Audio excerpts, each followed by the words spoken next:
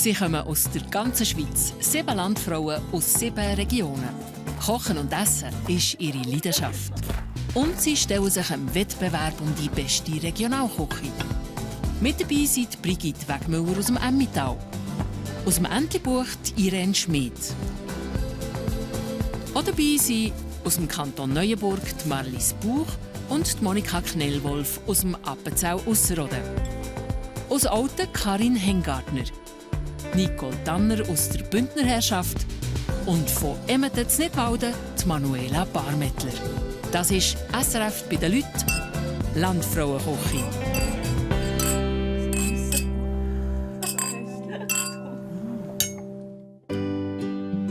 Flüeli im Kanton Luzern. Das ist Staub Guckene, wo Irene Schmid und ihre Heinz schon auf die Landfrauen warten.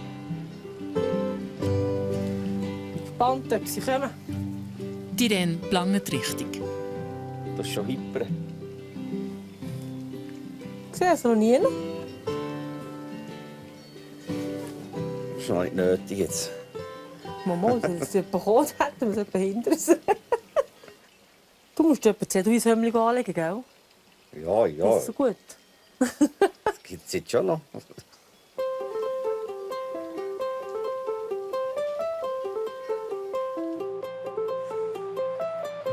Die Landfrauen sind schon in der Nähe, aber es geht noch ein Zeitchen, bis sie oben auf der Alp sind. Sie genießen die Fahrt durch die schöne Landschaft. Also als Kind war ich mal im Entlebuch. Ich kann mich nicht mehr ganz so erinnern, aber ich meinte, ich sei mal hier in einem Skilager. Aber ich bin nicht ganz sicher. Das war noch nie. Das ist mir auch der Stotzig, muss ich sagen. Das Stotzig ist so ein Postauto. Es fährt nur langsam Richtung Alp zu.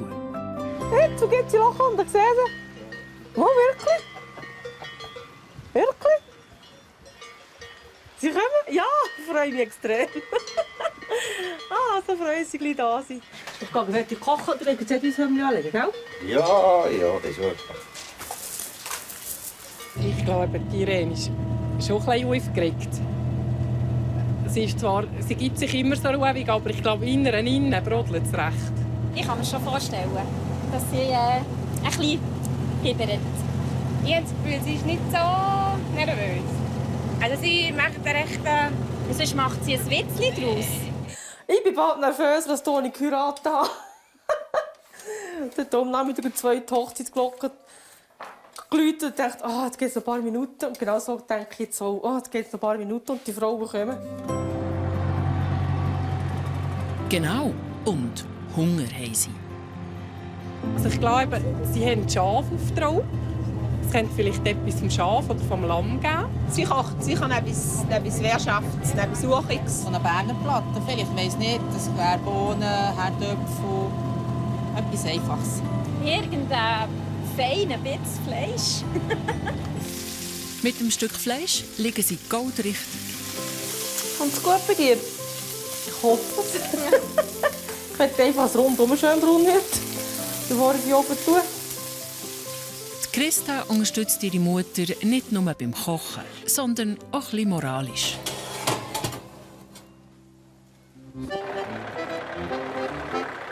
Das Postauto hat es geschafft.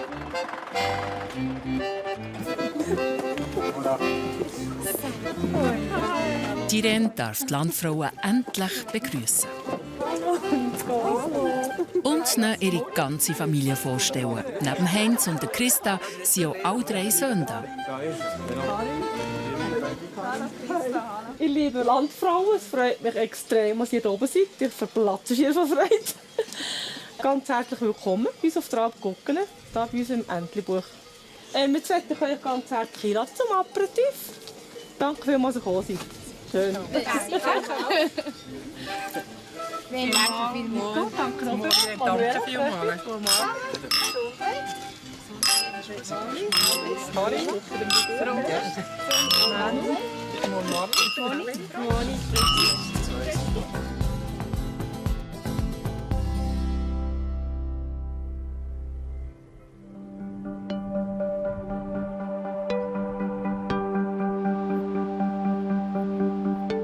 Oberhalb vor Guckene liegt die Schwendeli-Flur.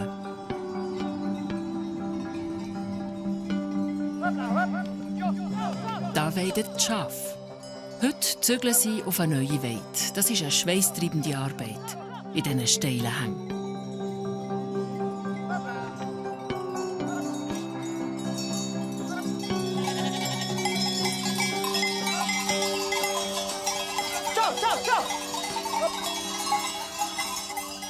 Na, hör da! Gehst du? Ja. Dann komme ich nicht wieder. Ja, ist gut. Die Schafe beieinander zu behalten ist nicht immer einfach. Wenn sie einander suchen, die Familienweise, dann kann es etwas sein, dass wir immer ansäckeln müssen. Von zuoberst bis zu unterst wieder. Aber gewöhnlich im Normalfall bleiben sie schön in der Herde drin. Ciao!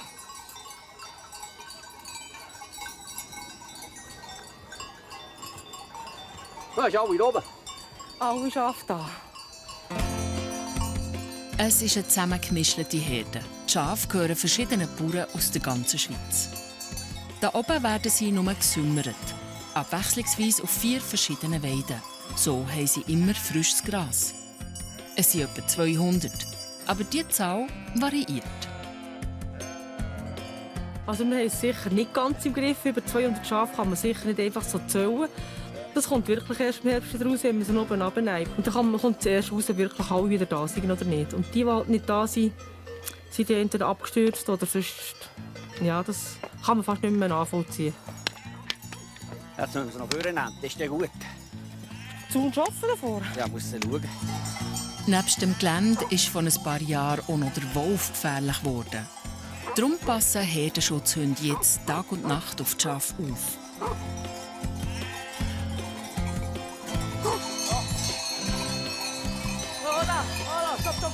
Zusammentreiben müssen sie die Schafe nur alle 2 Wochen einmal. Das ist in Irene gerade recht so. Ja, manchmal sind sie ein bisschen störrisch, manchmal wie Tesla dunkel mir, aber wenn sie bei der Herde drin sind, geht schon mit, dann kann sie schon ein bisschen jagen und ein bisschen vorauslaufen. Der Heinz kommt aber auch mit den Störrischen zu Schlag. Er geht täglich rauf zu den Schafen und weiss aus 200 raus genau, wenn eins lahmt. Krankheiten wie Klauenfühle behandelt er gerade vor Ort.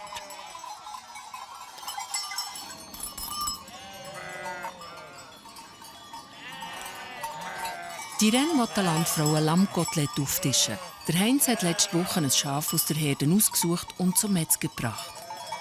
Für das Kochen grundsätzlich darf es sicher nicht zu schwer sein. Ich will eigentlich Lammfleisch und nicht Schaf. Der bleibt so schön zart. Aber sicher, dass es gesund ist und nicht zu schwer. Und das ist das eigentlich... Gell? Ja, das ist ein 40 Kilo Lamm, sagt man dem, oder? Das sind die schönsten. Was gibt es eigentlich? Da gibt es das beste Fleisch normal.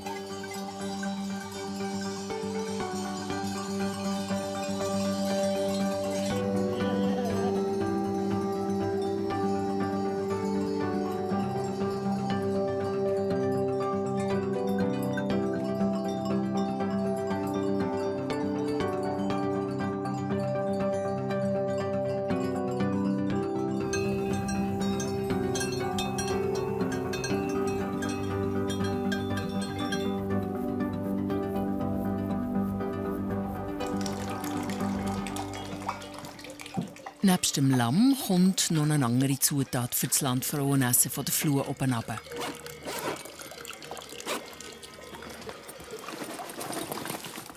Brennnessel. Wenn Schmitz im Frühling auf Guckene ziehen, ist da 4 Monate lang ihr Daheim. Ein ziemlich komfortables für eine Alphütte. Vor 2 Jahren haben sie die 180-jährige Hütte komplett neu gemacht. Es hat jetzt einen Haufen Platz und die Irene kann auch Gästezimmer anbieten. Wir haben immer sehr gerne viele Leute um uns herum. Genau aus diesem Grund, weil unsere Kinder ausgezogen sind. Wir kommen aus grossen Familien. Der Heinz hat 11 Geschwister, ich habe 9 Geschwister. Und dann sind immer die Geschwister mit der Familie übernachten. Dann haben wir gedacht, wenn wir schon so viel Bett haben, dann wir sie gerade noch schöner machen und bei uns für die Gäste anbieten.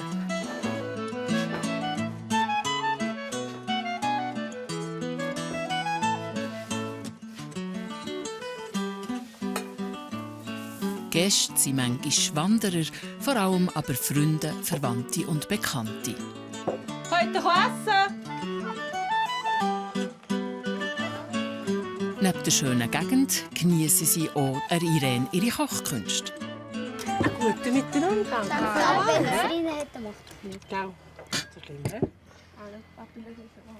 Irene hat das Äpfelmus selber gemacht. Das habe ich heute Nachmittag gemacht, ja, das Äpfelmus. Wie viele Äpfel hast du gebraucht? Oh, ich weiss nicht, ob ich sicher, ja, sicher fast 3 Kilo, weiss ich gar nicht. Es braucht gewaltig viel. Nicht viel.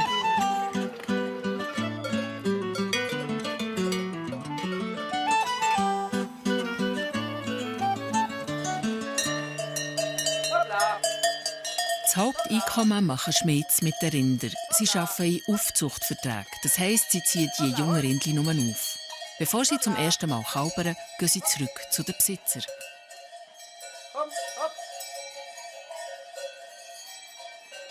Das ist die schönste Art, die man kann, mit den Tieren umgehen, oder?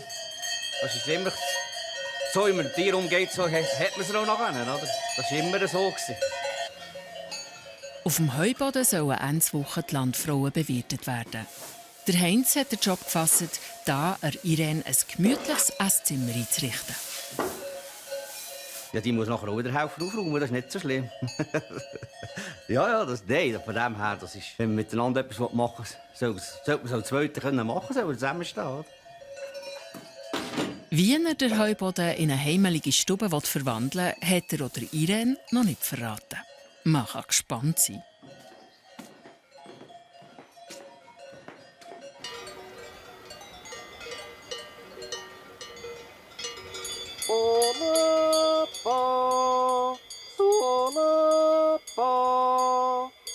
O der heilige Landesvater Bruder Klaus, wei die Nacht auf dieser Alp ihre liebe Herberg halten.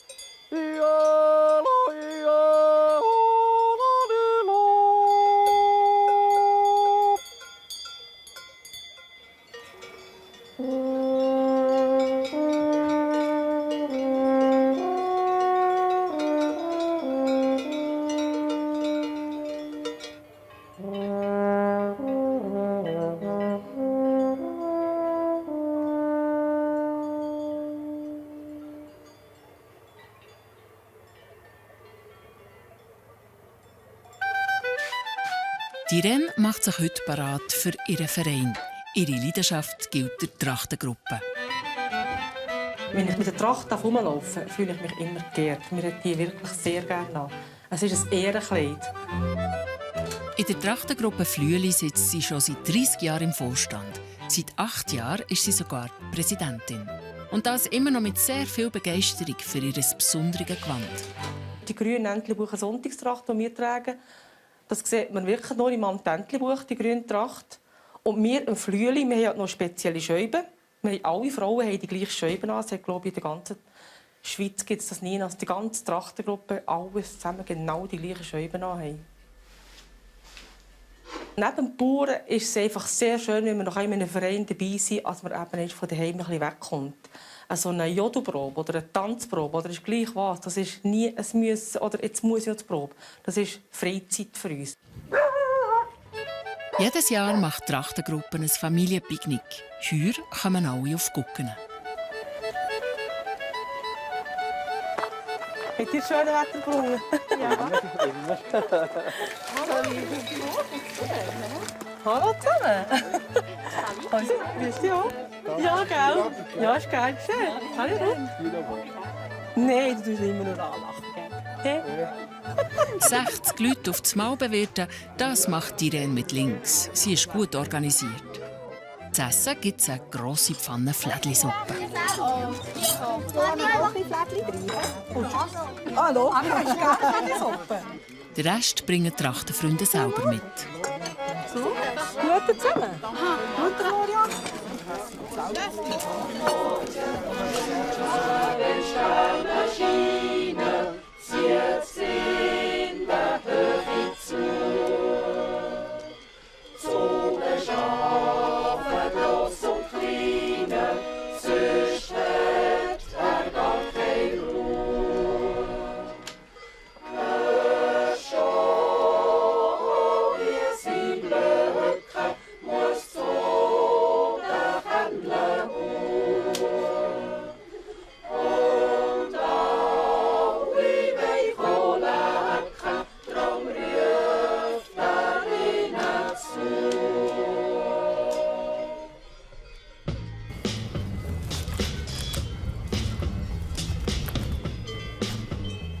zurück in die Wächtungskleider.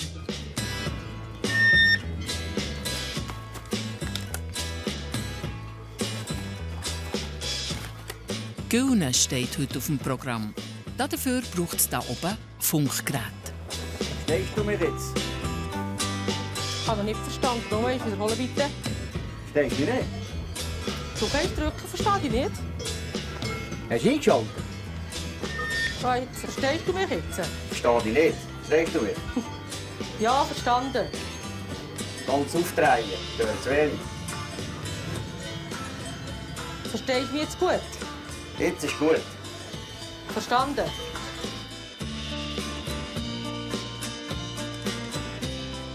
Die Heinz und ich machen eigentlich alles miteinander. Wir gehen zusammen holzen, wir tun zusammen heuen. Aber schütten, das ist nicht unbedingt meine Lieblingsarbeit. Das Schütten an und für sich geht, aber das Vorbereiten und nachher alles wieder verräumen. Es ist jetzt schon eine recht dreckige Angelegenheit und eine stinkige. Aber es gehört einfach zu der Bauerei, auf jeden Fall. Bis zu 400 Meter Schlauch legt der Heinz aus, für die Gülle auf der Alp zu verteilen.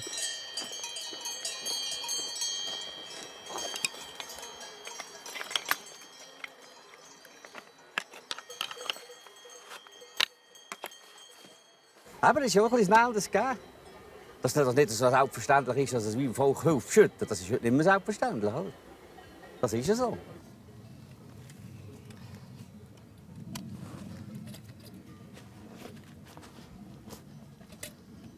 Mama, kannst du wieder anlassen? Jawohl, verstanden. Richtig. Die Irene lädt den Motor von der Pumpe an.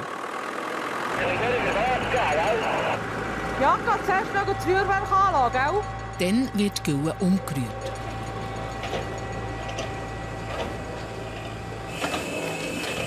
Luft anhalten und los geht's.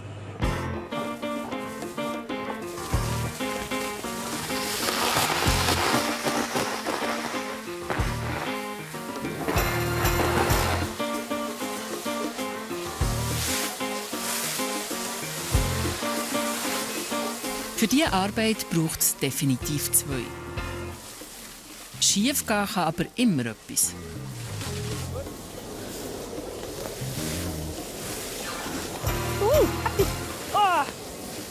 Jetzt kannst du auch heute die Badwanne so richtig benutzen. Nimmst ein richtiges Vollbad. Miessiges drin.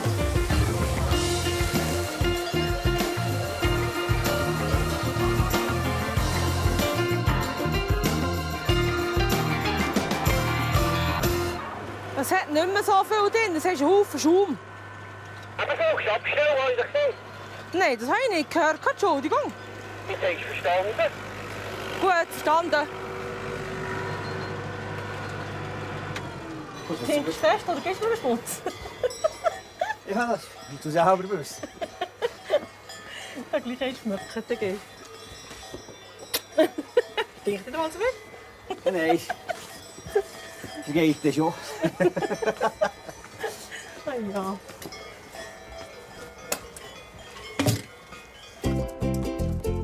Unterdessen fährt die Jungmannschaft an, den Heuboden für das Landfrauenessen umzurüsten. Die Familie ist ideal aufgestellt für solche Baustellen. Der Benno ist Schreiner, der Pirmin gelehrter Elektromonteur und der Micho macht gerade die Bauernschule und will später mal den Hof übernehmen. Die Tochter Christa ist Kleinkinderzieherin und hat schon für Grosskind gesorgt.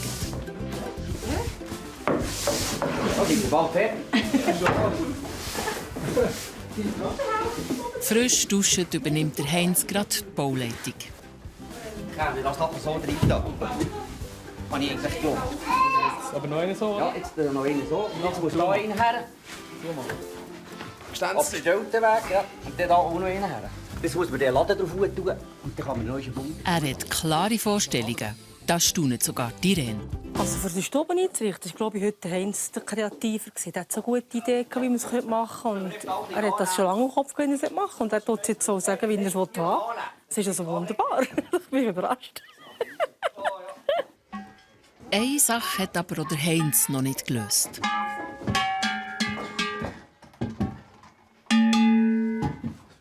Jetzt weiss ich eben nicht, wo wir sie herhängen. Am besten wäre auch so, da quer drüber rüber. Weißt du, die Frauen hocken so, dann können sie sich direkt so schauen, sonst muss sie die Hände sich abdrehen. Ja, das stimmt, ja. Entweder diese Seite oder diese Seite. Die Treicheln spielen beim Essen eine besondere Rolle.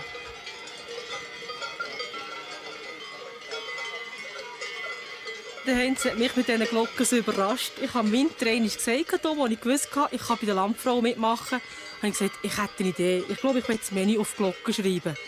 Und irgendwie hat er nachher die Glocken heimlich bestellt. Und letzte Woche hat er gesagt, gehst zum Nachbarn raus etwas geholt, hat für uns etwas gekauft. Sind die Glocken dort gestanden. Also mich hat es sehr, sehr berührt. Das war eine riesige Überraschung von meinem Mann. Heute steht aber noch ein anderes Menü auf dem Plan. Willst du alle 4 machen, 5 machen? Ich glaube, ja. Wir sind ja Variantischen. Christa und Irene üben schon mal Zusammenarbeit in der Küche. Es gibt das Lieblingsessen der Familie Schmid. Das habe ich irgendwann gemacht, als die Kinder noch wirklich noch klein waren. Sehr gerne. Das habe ich, glaube ich, irgendwo, ich weiß gar nicht, der Bäuerin schon dran gemacht. Und die haben das immer so gerne gehabt. Und jetzt heute noch sind wir so weit, wenn sie heimkommen, sagen sie, Mami, gibt es heute Lauchrolle mit Schinken? Das haben sie wirklich immer sehr gerne.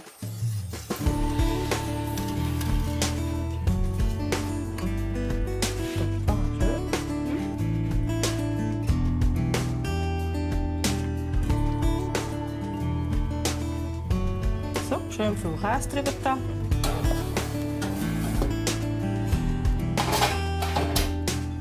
Achtung, es ist feurig heiß. Feurig heiß.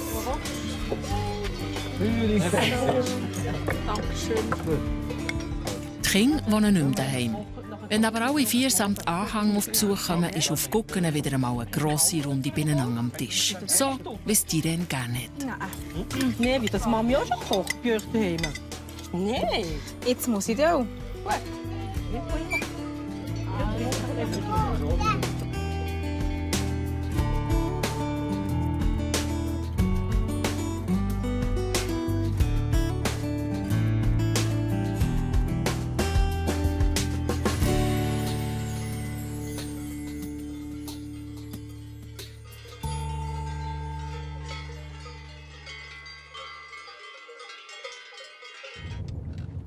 Der letzte Tag, bevor die Landfrauen kommen.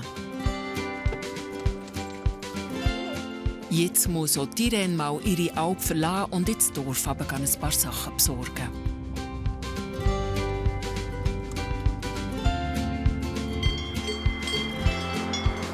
Aber noch Flüeli geht sie im Sommer nur, wenn es einen Grund gibt.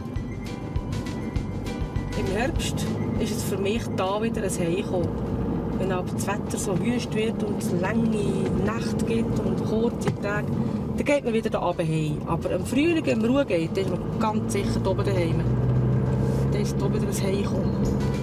Auf ihrem Hof ist sie im Sommer so selten, dass sie auf einen Gemüsegarten verzichten muss. Wo der Garten war, hat sie jetzt einen betonierten Sitzplatz.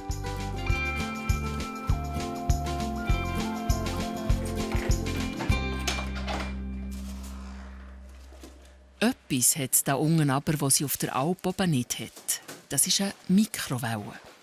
Mit der macht sie die Dekoration der Vorspeise für die Landfrauen. Ich habe aber Brennnesseln mit runtergenommen. Ich tue die nachher frittieren mit der Mikrowelle. Oder tut man ein bisschen Folie auf einen Teller.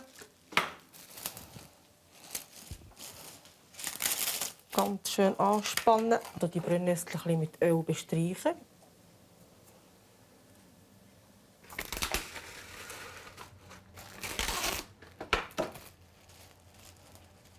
Dann nochmal eine Folie drüber und schon wird aus einer Mikrowelle eine Fritteuse.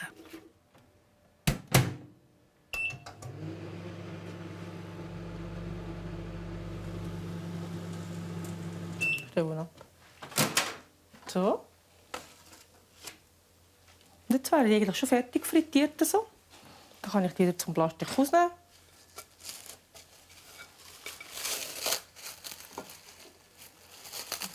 Ganz sorgfältig auseinandernehmen. Und dann kann ich die da rein tun. Dann sind die so frittiert. Brennnessel-Chips quasi.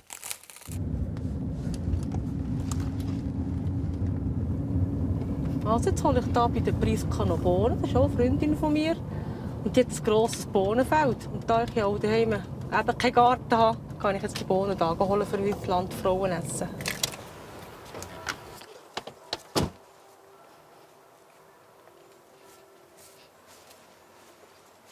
Oh, bist du fleissig am Bohnen? Ja. Hoi, ja. Schau da.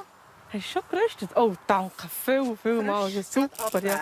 Darf ich es gerade so mitnehmen? Darfst du so mitnehmen? Merci vielmals, gell? Tschüss.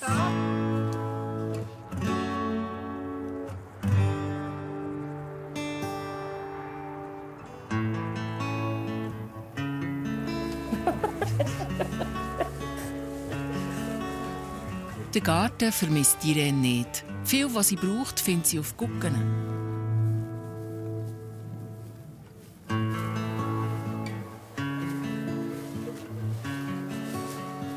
Da habe ich gesehen, da kannst du schauen, ob es hängt. Ah, schau jetzt doch noch. Heidelbeere zum Beispiel hat sie Schmieds-Wald en masse. Die braucht Irene für ihr Dessert. Hilfst du mir auch ein bisschen? Ja, Beeren. Oh, bitte. Das Zusammensammeln ist aber ein kleiner Bütz. Nein, das ist nicht meine Arbeit. Das ist eine langweilige Arbeit. Oh.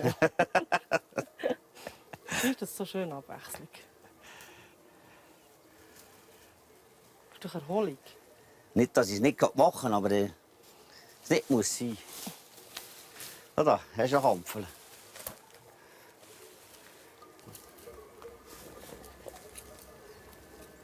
Nein, es ist wirklich wunderbar. Ich glaube, für den Kuchen reicht es jetzt bald schon.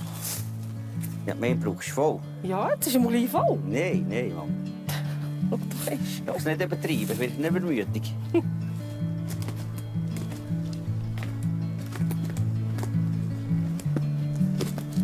Hallo, jetzt, schau. Oh, schön. Ja. Und mit diesem Steinpilz wäre auch noch die letzte Zutat für das Landfrauenessen parat.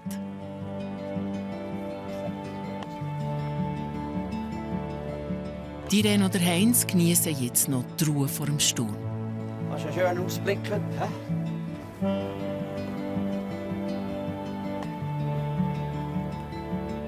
30 Jahre sind sie geheiratet. Genauso lange schon sind sie alle Sommer zusammen auf dieser Alp. So, jetzt sehen wir hier oben. Langweilig ist es ihnen noch nie miteinander geworden. Nein, eins kann man nur sein, wenn man allein ist. Zweiter ist man nicht einsam. Das ist wahr. Nein, es gibt sicher so Zeiten, wo man manchmal fast nicht weiss, was machen. Aber eben, dann nehmen wir den Katalog für und fangen an, ein Lied singen. Katalog? Ich muss jutzen, ich muss singen, weil ich Freude am Leben habe. Es ist ein Drang, der kommt von innen, dem kann ich nicht widerstehen. Dem kann ich nicht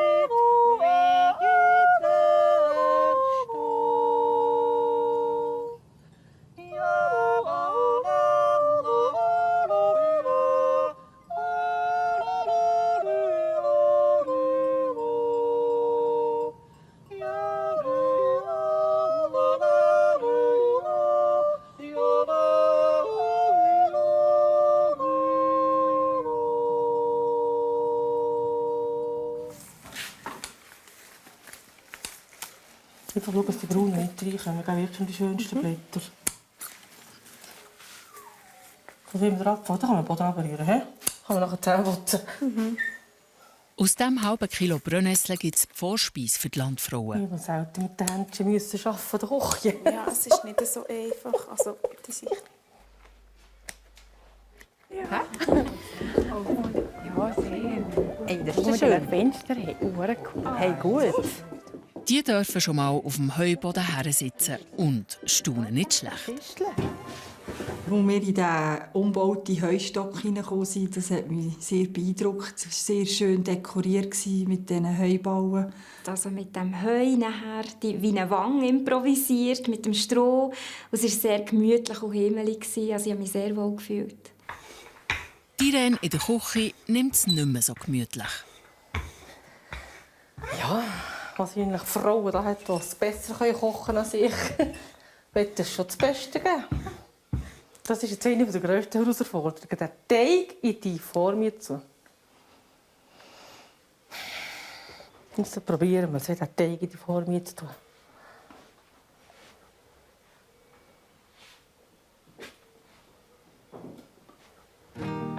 Puh, das habe ich Brot zusammengenommen.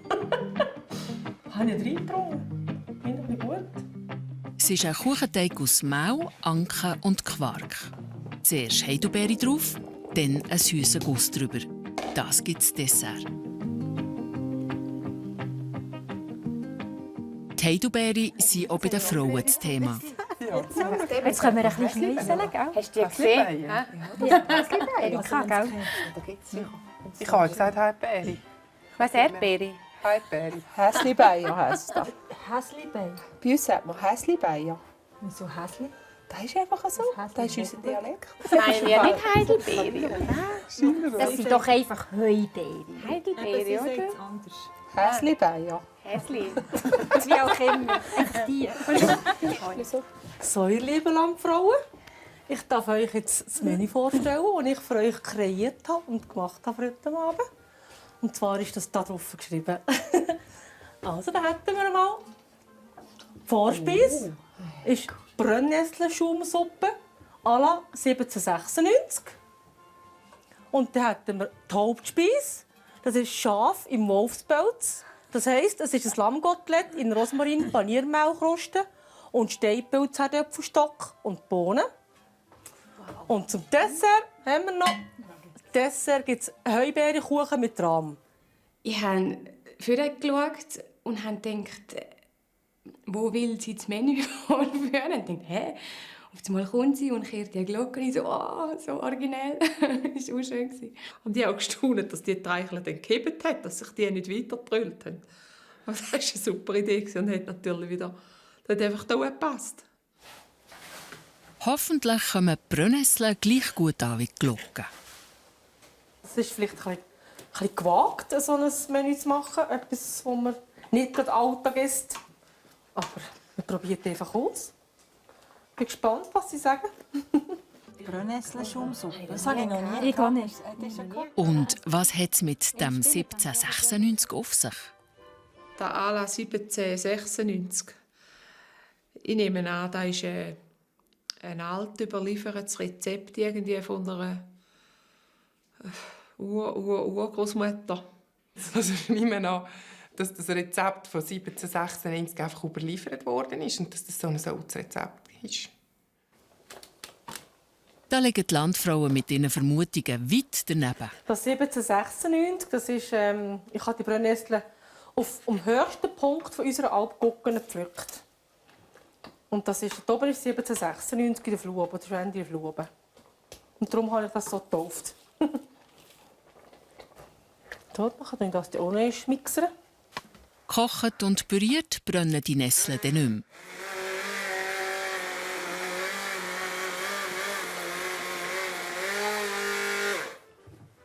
Der Heinz schaut, dass die Frauen nicht auf dem Trockenen sitzen.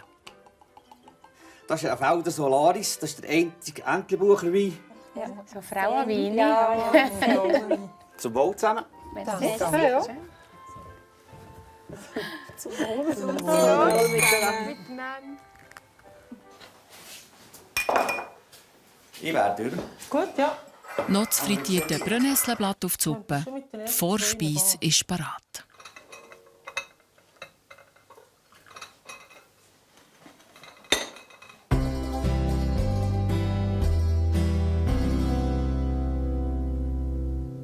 Meter Schal. Was willst du mit? Entschuldigung. Nicht so viel, ne? Das ist ja... Ein guter.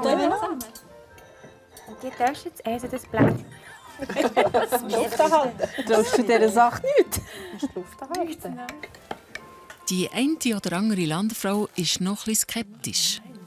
Ja, ich habe mir irgendwie etwas Komisches darunter vorgestellt. Ich habe es noch nie probiert, aber die war vom Geschmack her gut. Die Suppe die hat mir auch so wunderbar gedünkt. Sie war so schön cremig. Man hat den Nesselgeschmack gut gespürt. und war auch noch gut gewürzt. Also genug für mich. Die Präsentation der Suppe war sehr schön, das kräftige Grün und obendrauf noch ein bisschen Nidle drauf und mit dem Blatt war sehr schön. Und auch das Brot nebendran, das war fein, war richtig knusprig. Also man hat es auch gehört, wenn man es gegessen hat. Die Frauen bewerten jeden Gang nach Geschmack, Präsentation und Originalität. Ein bisschen geheim. Schliesslich geht es um den Titel Landfrauenköchin 2017. Also, ich sollte 10 Leute machen. Der Heinz sammelt nach jedem Gang die Bewertungsbögen ein. Dankeschön.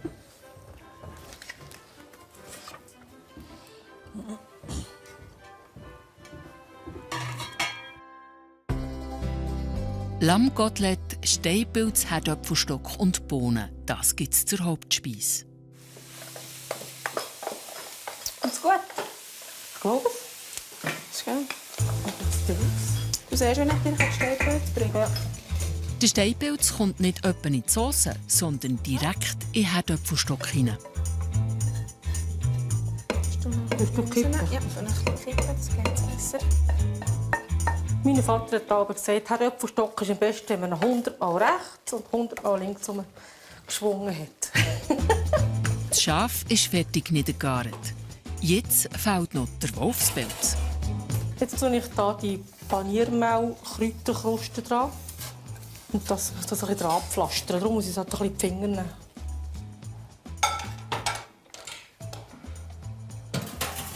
nehmen.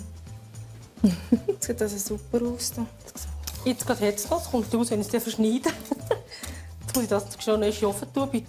Wirklich ganz kurz, 250 Grad, nur etwa eine Minute, dass das kann wie angrillieren kann.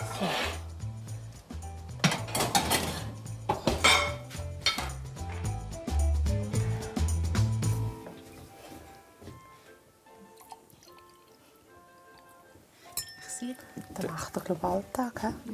Jeder Zweite. Aha. Nein. Merci. Jetzt kommt es etwas heavy. Die Minute ist vorbei. Gut. Also, du hast Fleisch drin. Ich tue mit dem, aber ich muss das aber da hinten. Probieren.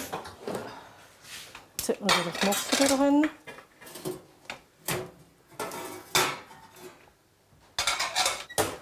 So gelingt es dir einmal. Ja, es kommt nicht durch den Knochen durch, glaube ich. Eieiei. Aber bleibt auch dran, oder? Ja, geht schon. Halt doch mal. Vielleicht geht es ja mit der Poulet-Sherry besser. Ich habe das Gefühl, ich bringe das Fleisch nicht abeinander. Es ist heiß. Jetzt spiele ich ein bisschen verrückt. Aber jetzt sollte es doch da abeinander gehen. Du willst das nicht abeinander? Das Brett tun, Mann. Hä? Das Brett tun. Ja, ich kann es eigentlich auch. Ja. Das anrichten, weißt du. So. Ich kann 2 anrichten. Gut, danke.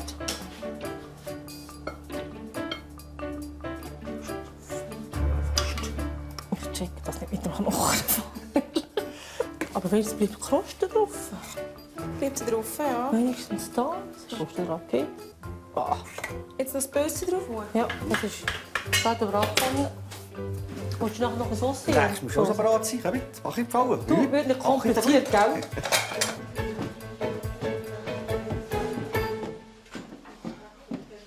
Auf dem Heuboden lässt sich der Heinz von der Hektik in der Küche nichts anmerken. Merci vielmals. Heinz, das sind ja Bilder von da. Ja. Von dir? Ja, ich habe selber geholt. So. Hey. Schön. Na gut zusammen. Danke. Vielmals.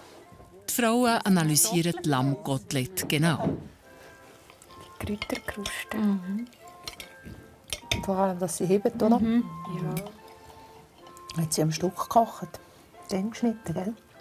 Ich vermute das auch. Ja, ganz sicher. Also Ja, ist jetzt nicht, das ist wäre schwierig schon zu Vergleichsmaß. Ja, vor allem hättest du sonst schon Kosten sein, oder? Aber ich denke, man hat beim Schneiden ein bisschen Mühe gehabt, weil ich beim einen Kotelett hatte ich 2 Knöchel gehabt. Und Manuela Mirzo hat, glaube ich, gar keinen Knochen noch auf dem Teller gehabt, habe ich nachher gesehen. Ich nehme an. Das darf ich nicht sagen. Ja. Eben, sie werden die Knochen nicht auch mitgegessen haben. Aber das ist halt relativ schwierig, oder? Weil da ist halt die sind manchmal nicht immer gleich dick und dann ist es halt auch schwierig zum Schneiden. Also das Lamm war butterzart und mit dieser Kruste. Der Rosmarin ist so fein reingekommen, wirklich sehr gut. Und auch das mit dem Steinpilz. Es hat ja so leicht Steinpilzmäckchen drin im Herdäpfelstock. Aber die Pilze haben nicht überragt. Man hat die Herdäpfel gut rausgeschmeckt. Also es war irrsinnig fein. Oh, sie haben gerühmt, gell? Wow! Es sind 3, die eigentlich sonst nicht Lammteugen essen, aber das haben sie wirklich. Was ist nicht Lammteugen essen, Ja. aber ehrlich? Kein schäbiges Teugen essen, aber das habe ich wirklich nicht gemerkt. Kompliment. Christa! Puh, ehrlich? Ist das schön? Alles abgenagelt, du. Hey!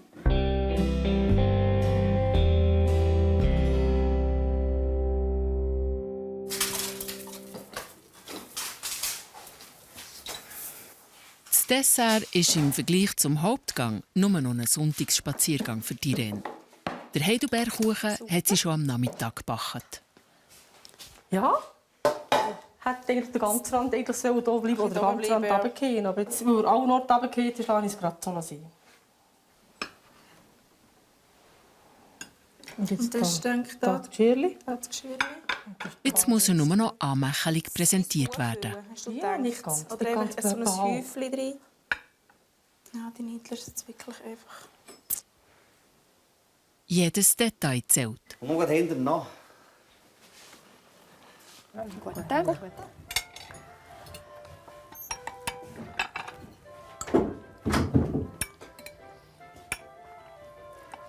Es ist echt, wow, das ist ein riesiges Stück, das mag ich glaube nie. Das erschlägt mich, habe ich so für mich gedacht. Und dann, als ich angefangen essen habe, das war so luftig, fein und leicht. Also es war wirklich absolut nicht mastig und nicht schwer.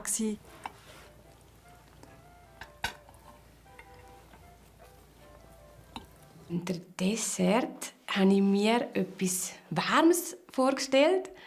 Und dann hast du so den ersten Biss genommen und ich so, das ist ja kalt. Aber es hat gepasst, es war gut. Mama! All diese Tauer sind Rübis und Stübis leer gegessen worden. Darf ich schnell antworten? Das ist wirklich sehr gut gegangen. Bin ich froh, dass alles durch ist. Ist das schön. Irene kann von jetzt an zurücklehnen. Die Marlies hat den Nervenkitzel noch vor sich. Sie lädt die Frauen nächste Woche ins Val de Travers ein.